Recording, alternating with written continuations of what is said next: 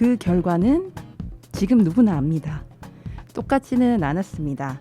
우리가 하지 못한 일을 여러분은 행동으로 보여주었습니다. 저는 부끄럽습니다. 그리고 무엇보다도 여러분을 선망하고 존경합니다. 사태는 복잡합니다. 한국에서도 일본에서도 특히 오키나와에서도 그러하듯이 보통 방법으로는 안 될 것입니다. 반발과 반동이 있고 실망하고 치욕을 느낄 것입니다. 아무것도 모릅니다. 그때 자신이 옳았는지 지금의 자신 옳은지 그리고 미래는 어떻게 될지 한 치 앞도 예상할 수 없습니다. 옳다고 믿고 한 일이 예상 밖의 결과를 초래하기도 합니다. 미래는 아무도 모르고 그 누구도 모든 것을 꿰뚫어 볼 수는 없으므로 누구에게나 망설이고 주저하는 밤은 있습니다. 하지만 인간의 곤란은 무엇이 옳은지 무엇이 그른지 모르는 채 그러나 행동해야 하는 것입니다. 지금 여기서 옳다고 확신하는 일을 하는 것입니다. 그 곤란을 극복하는 능력을 용기라고 부릅니다. 그리고 여러분은 용기가 부족하지 않았습니다. 절대! 허락된다면 친애하는 마음을 담아서 2017년 3월 10일 한밤중에 사사키 아타루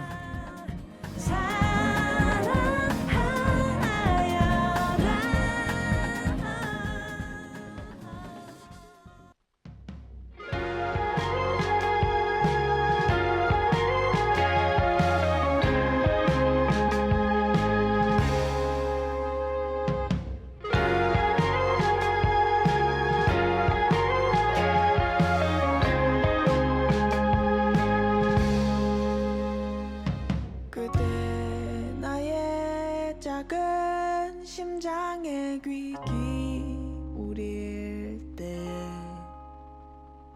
입을 꼭 맞추어 내 숨을 가져가도 돼요. 저무는 아침에 속삭이는 숨 영롱한 달빛에 괴롭히는 꿈 내 눈을 닮은 사랑 그 안에 지는 계절 파도보다 더 거칠게 내리치는 그대여 부서지지 마 바람 새는 창틀에는 죽어지지 마 이리 와 나를 꼭 안자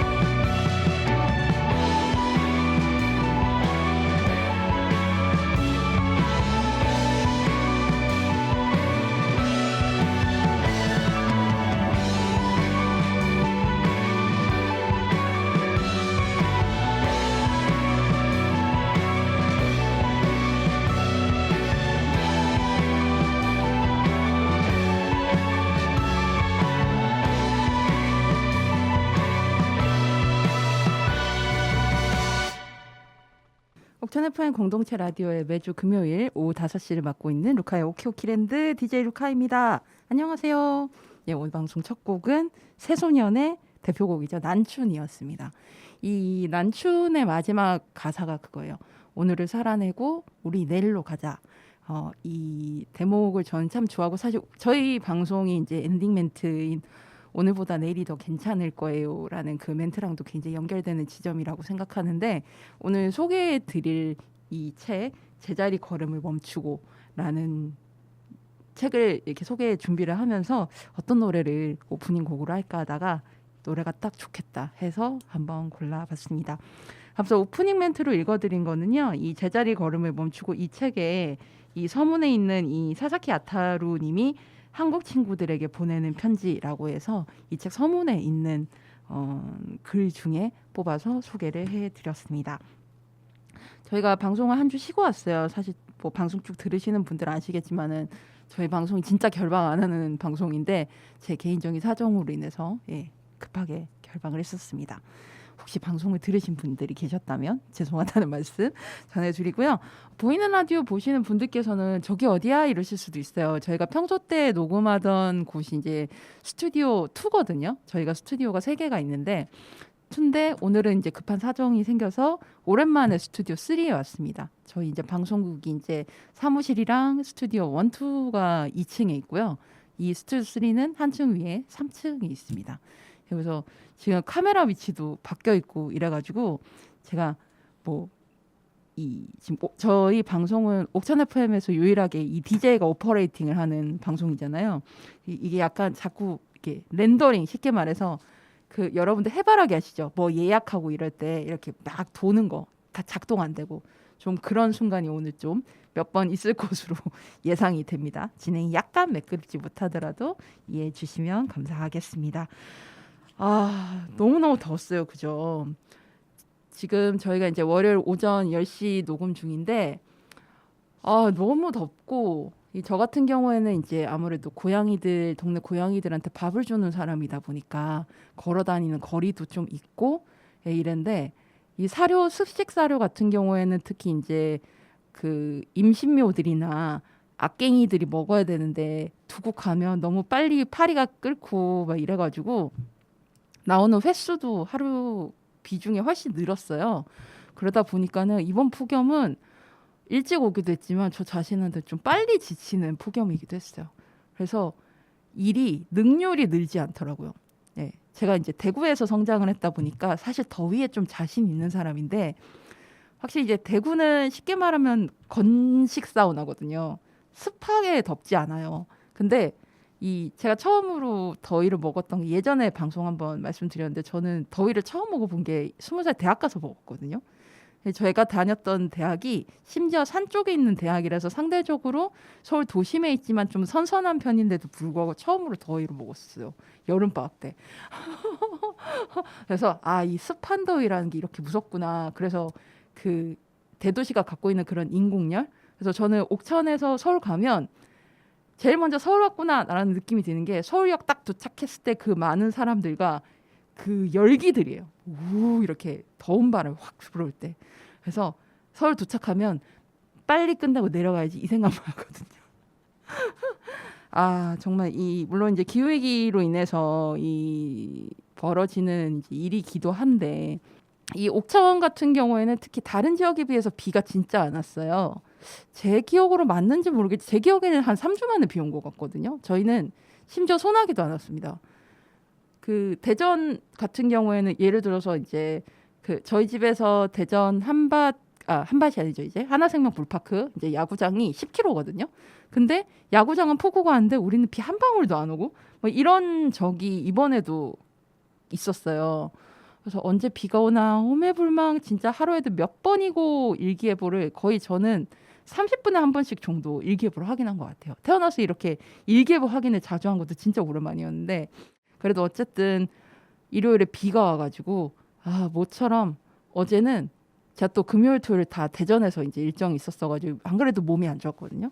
그런 상황에 저희 집 5 고양이들이랑 이렇게 완전 집에서 늘어져가지고 댕굴 하면서 이렇게 있었답니다. 예, 모처럼 좀 개운하고 선풍기도 수고했던 선풍기도 좀 쉬고, 예, 나도 쉬고 그랬던 시원한 주말을 보냈던 것 같아요. 이 농작물들 같은 경우 좀 피해가 많이 있을 것 같아요. 뭐 그래도 과일들 같은 경우에는 아무래도 좀 햇빛을 많이 쬐면 당도가 올라가니까 우리 옥천 같은 경우 또 포도 복숭아가 대표 또 종목이잖아요. 품목이잖아요. 그래서 아마 열과라고 해서 이제 너무 많이 쐬서 과일이 갈라지는 형상, 열리는 형상이 있거든요. 그리고 아니면 화상을 입는다거나 뭐 들깨 같은 경우에는 화상 많이 입었다고 전 아까 신문에서 봤는데 그런 좀 농작물들 여러 가지 문제가 있을 것 같은데 아무쪼록 이번에 내린 비가 좀 많은 도움이 되었으면 하는 마음이 있습니다. 우리 옥천에 또 여러 축제가 있지만 여름의 대표 축제가 바로 포도복숭아 축제잖아요. 올해 일정 찾아보니까 8월 1일 금요일부터 3일 일요일까지 이번에도 옥천 공설운동장 일원에서 열립니다.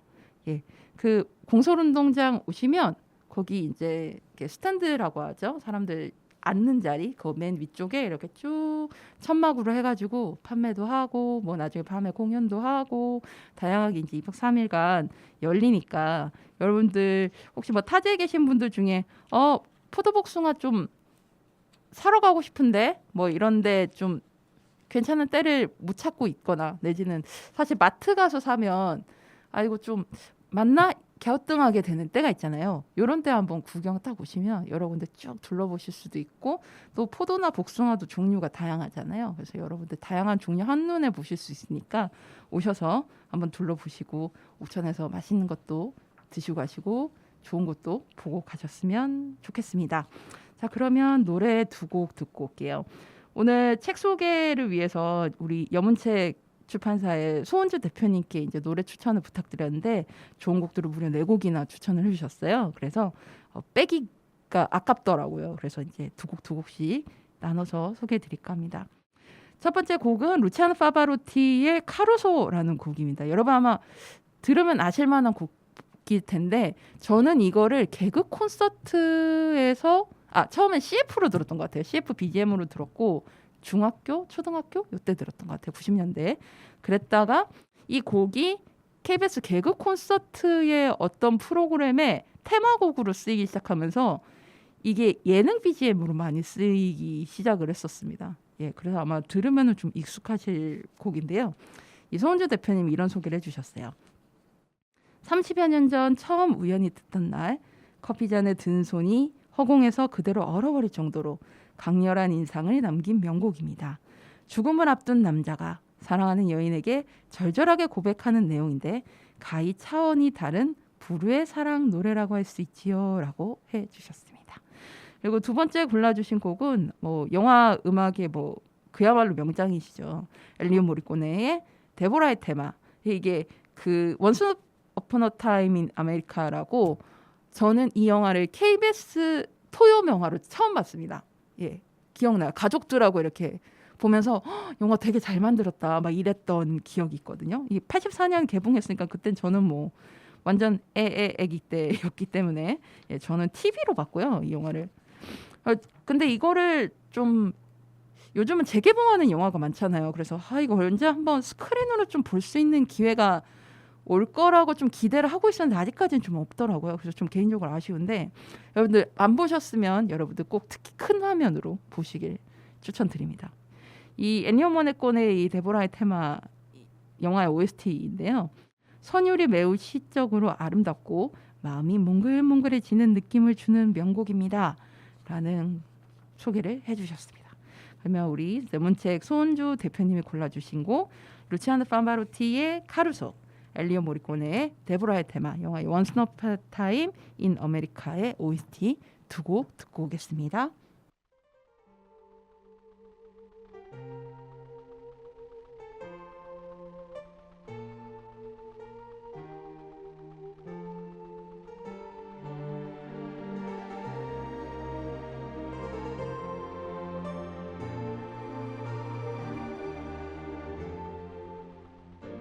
Qui dove il mare luccica e tira forte il vento,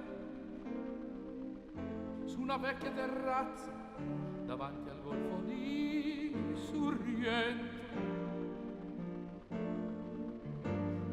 abbraccia una ragazza dopo che aveva pianto, poi si schiarisce la voce e ricomincia il canto. Te voglio bene assai, ma tanto tanto bene sai. È una catena ormai che scioglie il sangue di te bene sai.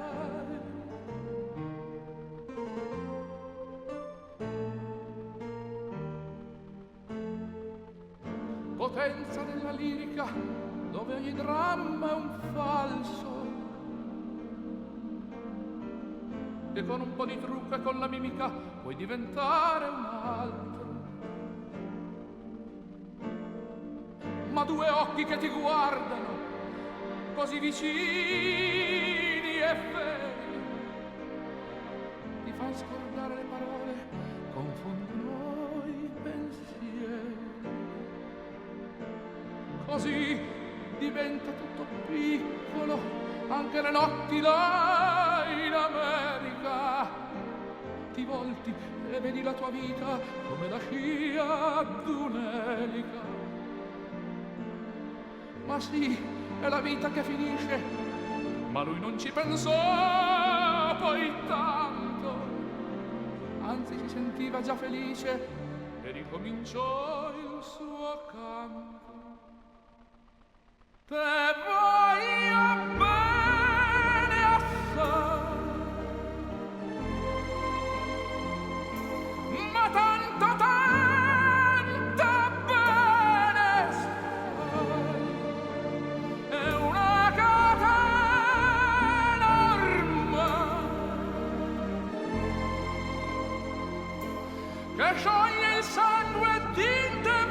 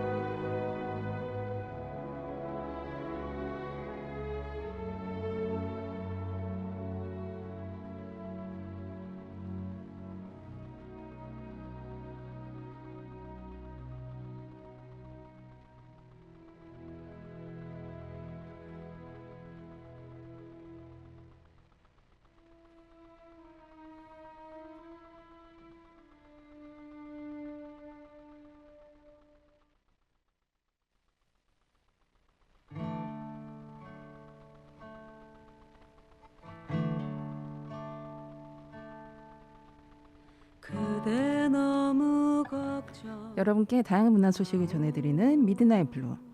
매월 둘째 주에는 여러분께 책 한 권을 한번 같이 읽어보는데요. 이번 달은 셋째 주에 찾아왔습니다. 오늘은 2017년에 여문책이 펴내고 일본의 철학자 사사키 아타루 님이 쓰고 번역가 김소은 님이 옮긴 책 제자리 걸음을 멈추고를 소개해 드리려고 합니다.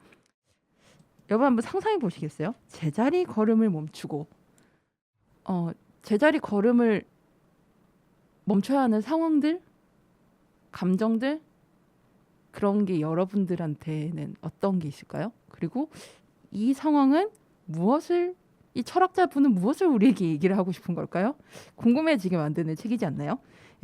일단 그리고 이 책을 소개하기 전에 왜 이제 벌써 이제 방송을 이제 4년째 하고 있는데 매달 한 권씩 최소 한 권씩 뭐 이제 다섯째 주가 금요일에 5번 있는 주에는 이제 2권씩 소개를 해드렸는데 이 문득 생각이 들더라고요.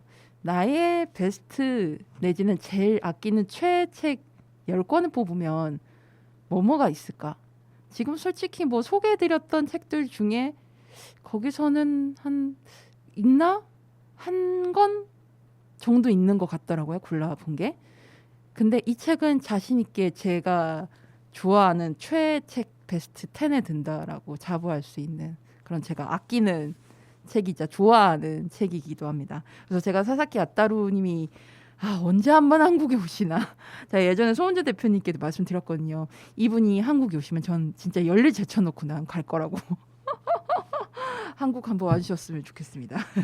한국에 오신 적이 있더라고요. 이 책 읽어보니까. 한번 와주시길 목 빠지게 기다리도록 하겠습니다.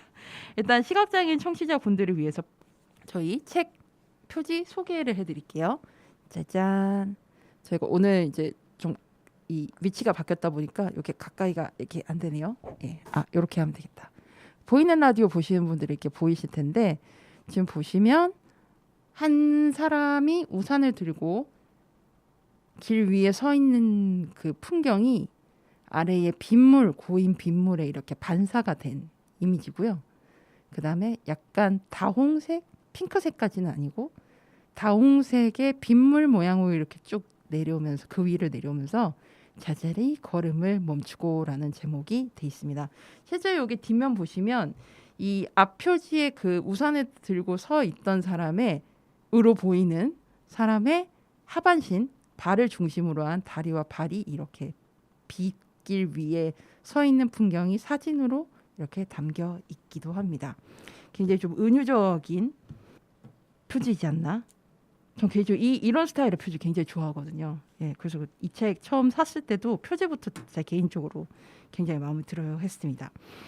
제자리 걸음을 멈추고는 자기 주장과 색깔이 분명한 일본 철학자 사사키 아타루의 또 다른 신간이고요.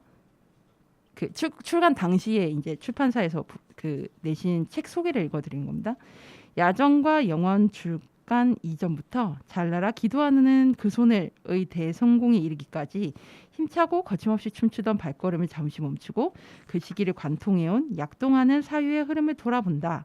야정과 영원의 숨은 이야기를 비롯해 산책의 효용성, 폭력의 현재성, 대안적인 생애 탐구, 참된 죽음의 의미, 힙합과 혁명의 공통분모, 무라카미 하루키의 1984에 대한 근원적인 비판에 이르기까지 다채로운 논의가 펼쳐진다라고 되어 있습니다. 이게 뭔 소리야? 이런 생각이 드실 것 같은데 그만큼 굉장히 다양한 이야기가 담겨 있는 책입니다. 이 글쓴이 사사키 아타루님을 소개를 해드리자면 여기 이제 책 날개에 보시면 이제 그 글쓴이와 번역자에 대한 소개가 있는데요. 사사키 아타루님은 작가이자 철학자로 1973년 일본 아오모리에서 태어났습니다. 도쿄대학 문학부 사상문화학과 졸업 후에 같은 대학원에서 인문사회 연구계 기초문화 연구를 전공해 종교학, 종교사학 전문 분야 박사학위를 받았습니다. 그러니까 이거 보시면 종교를 전공을 하셨더라고요. 전 좀 이것도 좀 약간 독특하다라는 좀 생각을 했습니다. 호세이 대학 비상근 강사를 거쳐 현재는 도쿄 세이카대학 인문학부 준교수로 재직 중이다. 그래서 철학적 저서들, 그다음 소설 작품도 이렇게 여러 개 발표를 하신 분입니다. 그러니까 그냥 우리가 왜 철학자 하면은 굉장히 딱딱한 워딩들 일단 딱 책을 펼쳐보면 뭔 소리지? 내지는 마음에 먹지 않으면 딱 철학책을 읽으면 한 장이 넘어가기 좀 힘들고 뭐 이러기 쉽잖아요. 근데 이분은 이제 작가적 성향도 동시에 갖고 계셔서 그런지 몰라도 이 사사키 아따루의 책은 굉장히 좀 읽기가 저는 개인적으로 좀 철학책 치고는 쉬웠어요. 이 책은 철학책이라기보다는 우리 삶의 다양한 어떤 현상들 그리고 이야기들을 다목적으로 그리고 심지어 포맷도 되게 다양하거든요. 뭐 대담도 있고 인터뷰도 있고 그냥 본인이 쓴 수필 에세이도 있고 굉장히 다양해요. 그래서 이 책을 읽다 보면 지루할 일은 없습니다. 그리고 우리가 왜 책 읽다 보면 중간에 끊기가 애매할 때가 있잖아요. 근데 이 책은 이렇게 다 이렇게 딱딱딱딱 구분이 돼 있어서 읽다가 뭐 만약 내가 좀 안 넘어간다. 그럼 바로 다시 접었다가 다시 언젠가 꺼내읽어도 되고 이럴 정도로 좀 굉장히 부담 없고 읽기 편한 책이고 그리고 가볍거든요. 예. 두께가 좀 있긴 한데 그래도 가벼운 편이라서 여러분들이 가방에 넣어놓고 이렇게 이동하면서 읽으시기에도 굉장히 딱 좋은 책이라고 저는 생각을 합니다. 그러면 여문책에서 사사키 아따루를 주목하시게 된 계기에 대해서 제가 여쭤봤는데 이렇게 답을 주셨어요. 아주 예전에 사사키 아따루의 야정과 영원이라는 책을 매우 인상 깊게 읽은 후 저자에 대해 큰 관심을 갖게 됐고 그의 솔직담백한 비판적 지성 자체가 대단히 매력적입니다. 라고 하셨어요. 이 소은주 대표님 말씀하신 솔직담백한 비판적 지성 이 말이 굉장히 사사키 아따루를 잘 설명하는 워딩이지 않은가라는 생각이 듭니다. 그럼 이 수많은 다양한 주제 중에 무엇을 여러분들께 읽어드릴까 하다가 일단은 제가 좀 관심 있어하는 주제이기도 해서 초반에 있는 인문학의 역습 실패하는 혁명이여 지식과 열광을 발산하라 라는 제목의 글을 읽어드릴까 하는데요. 쉽게 말하면 이 책은 그 대학에 관한 얘기입니다. 저는 대학에 처음 입학했을 때 그 대학 입시 준비를 할 때도 그랬고 대학 큰 때자의 배울학자잖아요. 정말 저는 공부를 하러 가는 곳이 대학이라고 생각했어요.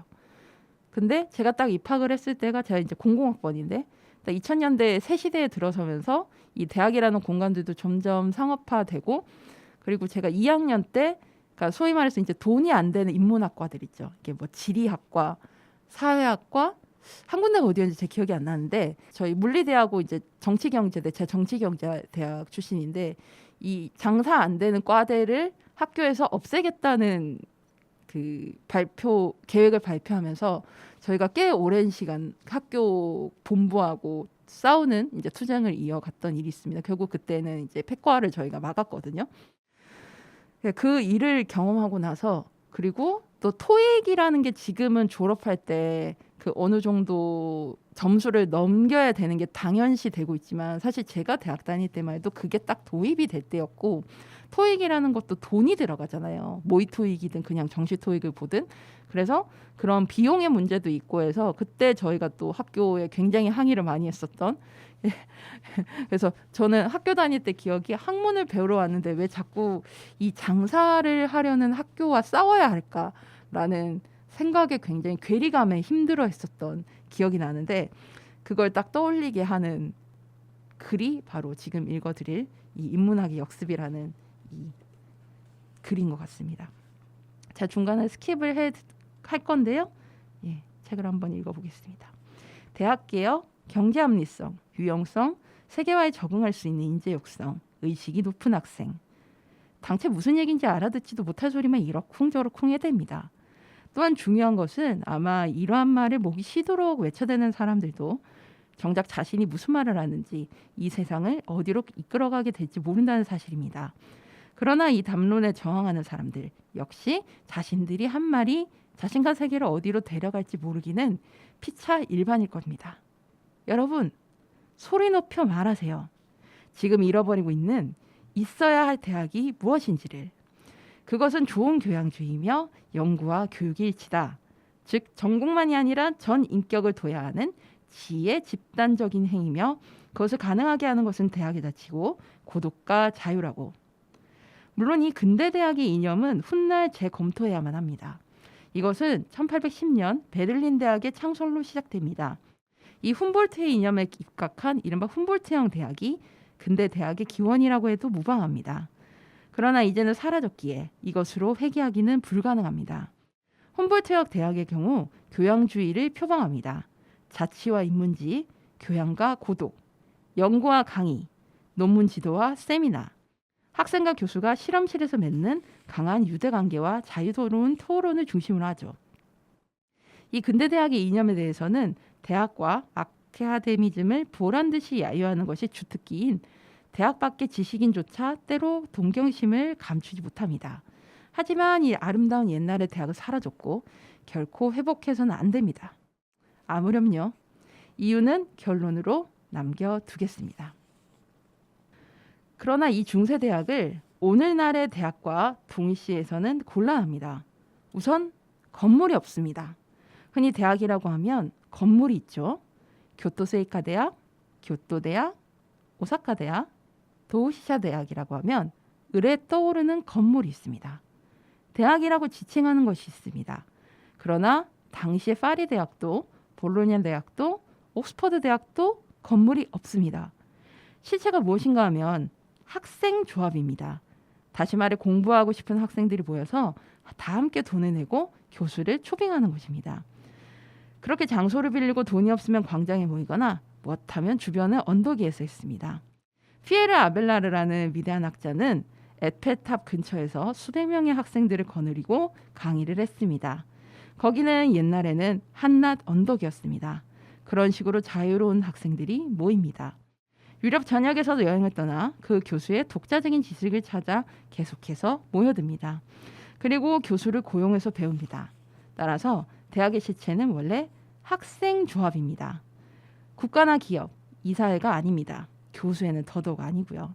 자발적인 여행하는, 이동하는 학생들의 조합입니다. 물론 파리와 옥스퍼드에서는 교수 조합이 비교적 강했다는 다양한 개별 사례가 있습니다. 또한 이렇듯 여행함에 편력하는 학생은 국민국가는 아직 출현하기 전이지만 유럽을 구석구석까지 지역별로 지배하고 있던 주교구의 규정에 저항하는 존재였습니다. 그리고 옥스퍼드 출신의 교수와 일부 학생이 선호하는 쪽으로 따라가면서 캠브리지가 생깁니다. 그렇게 자유로이 이동합니다. 대학은 그런 세계였습니다. 이렇게 돼 있습니다. 그러니까 여러분들 이 내용 들으시니까 좀 놀랍지 않으세요? 이 대학이라는 곳이 우리가 생각하는 대학이라는 곳은 딱 건물 있고 뭐 서울대학교, 어느 대학교 이렇게 딱딱 건물이 뭔가 떠올려지는 건물들이 있고 특히 이제 소위 말하는 상위권이라고 사회가 어떤 계급화해 놓은 그런 소위 말하는 좋은 학교 이런 학교들일수록 그 학교에 대한 상징이 굉장히 세죠. 건물에 대한 게. 근데 이 글을 보면 원래 대학이라는 곳은 사람이 중심이었던 거고 사람이 움직이는 곳이 결국 공간이 됐던 것이었던 겁니다. 그러니까 훨씬 정체적이지 않았고 흐르는 유동적이었던 거죠. 예. 그래서 지금의 대학이라는 공간과가 굉장히 다르지 않은가?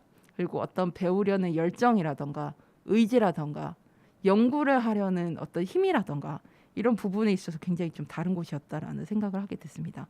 대목을 읽었을 때 모 대학교 그 K대학교 제가 나온 공교롭게도 제가 나온 K대학교인데 K대학교의 해직 강사였던 최호정 정치학자님이 쓰신 갑자기 제목이 생각나네. 대학은 무엇인가? 제가 지금 쉬는 시간에 찾아볼게요. 노래 나갈 때. 그 책이 저는 갑자기 이 문구 읽을 때 그 책이 다시 떠올라지더라고요. 여러분들 한번 대학이라는 공간에 대해서 좀 관심이 있으시다면 책의 이 풀로 인문학의 역습을 읽으신 다음에 최우영 선생님의 그 책도 한번 읽어보시길 추천드리겠습니다. 어렵지 않죠, 여러분. 철학자의 책이라고 해서 어려울 것 같지만 전혀 어렵지 않습니다. 예. 그러면 소은주 대표님이 골라주신 신청곡도 하나 듣고 올게요. 들국화의 아침이 밝아올 때까지라는 곡을 골라주셨어요. 여러분들 이 어떤 노래인지 여러분들 아시는 노래인가요? 저는 이 노래를 사실 잘 몰랐던 노래인데 소은주 대표님이 골라주셔서 알게 됐거든요. 한번 듣고 오겠습니다.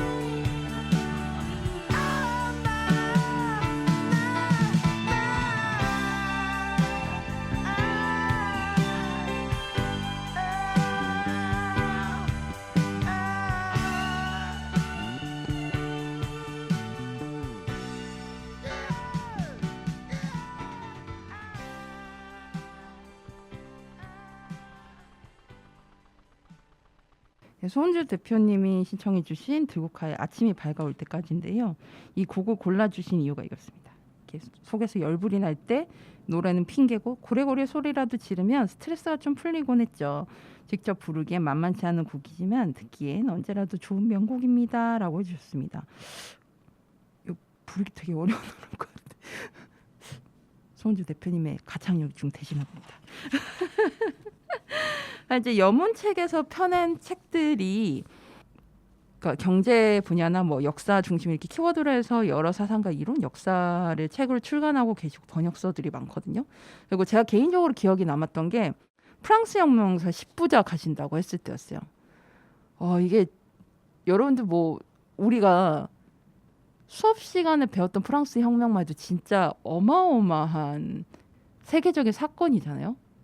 근데 이거를 이렇게 10부작으로 정리를 한다? 와, 전 진짜 간지난다 이 생각했었거든요.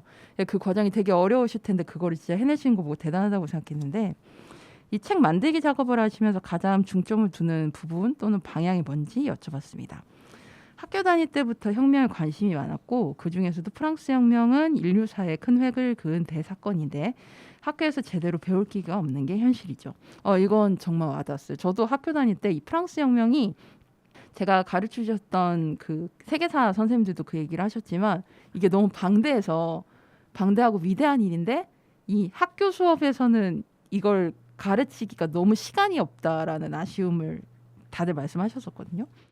예, 그러던 차에 프랑스 혁명 국내 최고 전문가이신 주명철 교수님과 귀한 인연이 다 첫 책으로 10부작이라는 큰 모험을 강행하게 되었고 결과적으로 그 시리즈가 여문책에 큰 기둥 하나를 세워준 셈이 됐죠. 정의, 불평등, 분배 등에 대한 문제도 성인이 된 후 사회 시스템에 눈을 뜨면서 꾸준히 관심을 가져온 주제인 만큼 좋은 책이라는 생각이 들면 바로 계약해서 퍼내왔습니다. 혁명사든 정의, 분배 문제든 결국 민주주의와 평등 사상으로 귀결된다고 할 수 있고 이런 점에서 국내에서 외서 가리지 않고 우리 사회 구성원들과 이런 담론을 꾸준히 나누고 싶습니다. 정의롭고 좀 더 평등한 진짜 민주주의 사회라야 모두가 더 행복해질 수 있을 테니까요. 제가 요즘 같은 때 여문책에서 나온 책들만 여러분들이 팔로우 하셔도 진짜 삶의 만족도가 되게 높아지지 않을까? 우리 사회의 어떤 퀄리티도 좀 올라가지 않을까 싶은데 여문책에서 진짜 좋은 책들 많이 펴내셨거든요. 여러분들 한번 그 도서 사이트들에서 여문책 검색해서 다른 좋은 책들도 좀 많이들 봐주셨으면 좋겠습니다. 그러면 또 다른 글 하나 읽을 텐데요. 이 책의 제목이기도 한 제자리 걸음을 멈추고라는 글을 읽어볼까 합니다. 아까 출판사 책 소개에 보시면 산책의 효용성이라는 워딩이 나왔잖아요. 이게 바로 그 수필입니다. 그래서 다 읽어드리면 좋은데 지금 시간이 많지 않아서 제가 뒷부분만 읽어드릴게요. 역시 건강이 제일이라는 말은 아니다. 양손으로 받쳐든 찻잔에 입술을 갖다 대며 눈물이 글썽글썽해서 흐릿한 다갈색 눈동자로 은은한 홍차의 표면을 아련하게 응시하다가 문득 중얼거린다. 아니 중얼거렸을 것이다. 그녀라면. 그 자리에서 아타루 넌 무엇이든 다 알지 라고 당사자가 가장 싫어하는 말을 내뱉었을지도 모른다. 비아냥거리는 미소가 스치는 겸연쩍은 표정으로. 그랬을 거야. 분명히. 이것은 삶에 대한 지극히 당연한 처방 중 하나에 불과하다. 사사건건 몸뚱이가 재산이라고 하면 조속한 설교가 된다. 그러나 그리 간단한 이야기가 아니다. 아무래도 인류는 지나칠 정도로 비대하게 발달한 뇌의 활동을 여전히 주체하지 못하는 듯하다. 정말이지 뇌라는 녀석은 과도한 성능 탓에 시간 아까운 줄 모르고 하면 멋대로 시시한 것을 생각해내거나 기억해낸다. 예부터 많은 종교가 망상과 잡념을 부식시키려고 수많은 방법을 투입해온 것은 괜한 짓이 아니다. 잡념이란 과거와 미래, 그리고 스스로는 어찌할 수 없는 것, 전부에 대한 근심이다. 호흡도 보행도 아닌 단순한 활동의 반복으로 잡념을 사그라뜨리면 생각이 쉽게 정리되는 것은 익히 알려진 사실이다. 두 발로 보행하려면 발바닥에 방대한 감지기가 필요하며 더욱이 두 발로 걷는 것은 다른 유인원은 절대 불가능하다. 한 발로 서는 동작은 뇌가 가장 발달된 인간만이 가능하다. 이렇게 보면 건강과 문필과 사유는 일반 건강과는 다른 방식으로 연결되어 있는 듯 싶다. 베케트가 좋아하는 술을 들이부으면 베케트가 될 수 있으리라 진심으로 믿고 부시밀즈 이게 아일랜드 위스키래요. 부시밀즈만 마시는 너니까. 그래서 당장 따라서 걷는다. 말갈량이 같은 명모지. 이게 밝은 눈동자와 흰 이를 가진 미인을 일컫는 말이라고 합니다. 다 그래 그녀는 속상했던 거야. 그 비아냥거리는 미소를 짓는 순간 한쪽 볼에만 생기는 커다란 보조개와 그 한복판에 있는 작은 사마귀를 작작해라. 이게 잡념이 아니고 뭐야? 지금부터 걸어가야겠다. 왼편으로 도쿄타워의 빛을 바라보면서 밤길을. 여기부터면 메구로 정도가 딱 좋겠지. 라고 되어 있습니다. 이 메구로라는 곳은 저자가 사는 도쿄에서 약 4.5km 떨어진 지역으로 3월 말에서 4월이면 메구로 강변에 피는 벚꽃으로 유명한 곳이라고 합니다. 봄에 굉장히 어울리는 글이겠죠. 네, 이게 제자리 걸음을 멈추고 이 책의 제목의 글이었습니다. 제가 이 딱 읽으면서 떠올렸던 소설이 하나 있는데 모리미 토미코라고 제가 좋아하는 일본 소설가의 밤은 짧아 걸어 아가씨야라는 책이 있습니다. 제가 굉장히 이 책 좋아해요. 아마 이 책도 제가 베스트 10에 넣을 수 있지 않을까 생각할 정도로 제가 읽자마자 너무너무 좋아해서 깔깔대면서 읽었던 책인데 쉽게 얘기하면은 여자 후배를 짝사랑하는 한 남자 선배의 대학 선배의 짝사랑 이야기입니다. 근데 로맨스지만 약간 SF처럼 이렇게 판타지가 들어가 있고 이 배경이 이제 모리미 토미코 다른 글들도 다 그렇지만 교토가 배경이거든요. 근데 교토는 우리나라로 치면 이제 경주 정도로 볼 수 있는 곳이죠. 네, 그래서 제가 안 그래도 교토라는 곳을 굉장히 보고 싶어하는 사람 중에 한 명인데 이 모리미 토미코의 밤은 짧아 걸어 아가씨야를 읽으면서 그 교토라는 곳이 너무너무 가보고 싶어졌어요. 제자리 걸음을 멈추고 이 후반부 마지막 부분을 읽으면서 혹시 모리미 토미코가 이 글을 지금 읽어드린 글이 2010년 글이거든요. 모리미 토미코의 이 소설책은 우리나라에 발간된 것만 따지면 2017년인데 아무튼 그 후의 일인데 모리미 토미코가 또 농업적 연구자지만 도서가 사서기도 해요. 작가기도 하고. 그래서 분명히 다독가일 테고 혹시 이 사사키 하타루의 이 제자리 걸음을 멈추고를 읽고 밤은 짧아 걸어 아가씨야의 영감을 받은 거 아닐까라는 생각을 그냥 저 혼자 해봤습니다. 그리고 앞서 소개해드렸던 최효정 쌤의 책 제가 정확히 제목 찾았어요. 대학은 누구의 것인가 거든요. 그래서 여기 이 제자리 걸음을 멈추고 책 읽고 나서 최효정님의 대학은 누구의 것인가? 그 다음에 모리미 토미코의 소설 밤은 짧아 걸어 아가씨야. 이 밤은 짧아 걸어 아가씨야는 이번에 제가 어제 찾아보니까 책이 많이 팔려가지고 이 표지가 바뀌어서 이제 재판이 나왔더라고요. 개정판이 나왔더라고요. 저는 개인적으로 초판에 그 짝사랑하는 여자 후배와 그 뒤를 가는 그 남자 선배의 그 일러스트 책이 저는 개인적으로 훨씬 더 표지는 마음에 들던데 아무튼 모리미 토미코의 이 소설 밤은 짧아 걸어 아가씨야를 한번 읽어보시길 추천드립니다. 이게 배경은 봄이긴 한데 요즘 같은 때 읽으셔도 굉장히 이렇게 좀 왜 그런 때 있잖아요. 잡념을 좀 없애고 싶을 때 읽고 싶은 책들 있잖아요. 이 책이 딱 좋습니다. 정말 그 짝사랑하는 어떤 정서에 집중이 되어 있으면서도 되게 재밌게 읽으실 수 있는 책이거든요. 그리고 또 교토라는 공간애들 굉장히 효율적으로 잘 묘사하면서 여러분이 상상하면서 읽을 수 있는 책이기도 합니다. 아무튼 묻고 싶어요. 모리미 토미코를 만나면 혹시 이 책에 영감을 얻으셨던 것이 아니냐 제가 꼭 물어보고 싶습니다. 어이구 시간이 다 됐네요. 독자분들에게 전하고 싶은 손주 대표님의 말씀을 마지막으로 정리해볼게요. 뉴스를 보는 게 괴롭지 않은 나날을 보내고 있죠. 하지만 우리 사회 곳곳에서 얼마나 많은 괴물들이 활개치고 있는지 매일 확인하면서 긴장의 끈을 놓을 수 없는 상황이랍니다.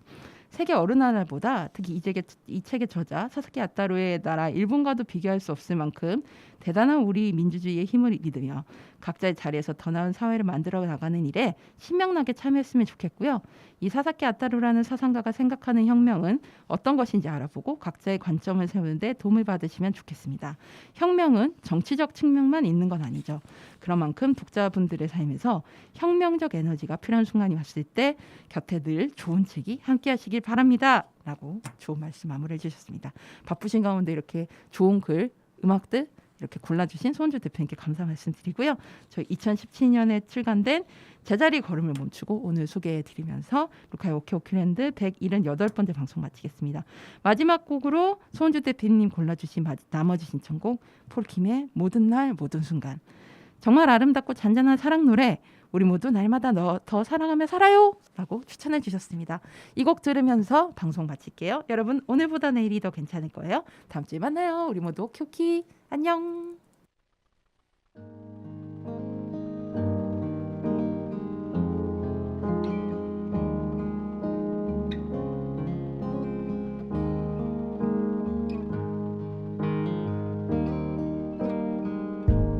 네가 없이 웃을 수 있을까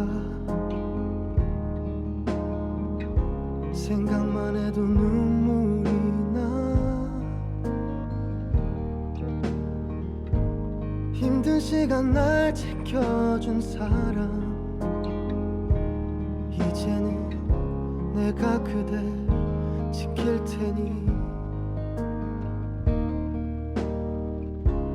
너의 품은 항상 따뜻했어 고단했던 나의 하루에 유일한 휴식처 나는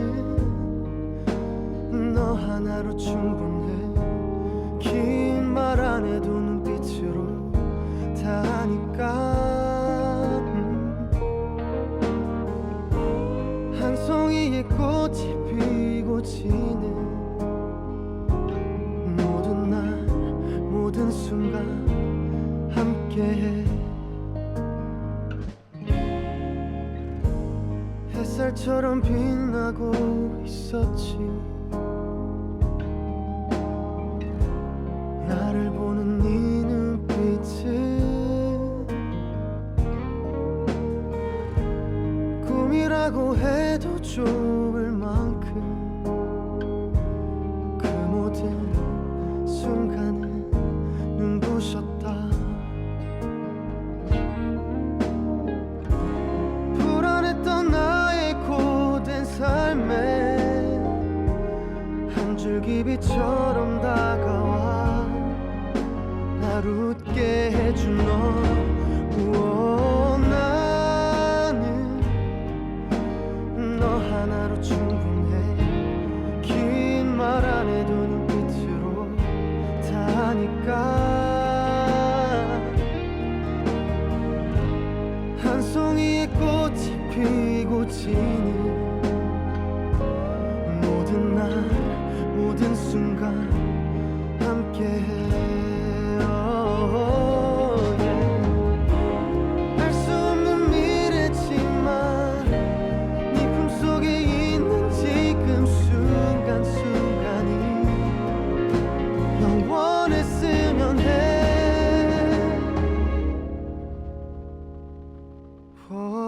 갈게 바람이 좋은 날에 햇살 눈부신 어떤 날에 너에게로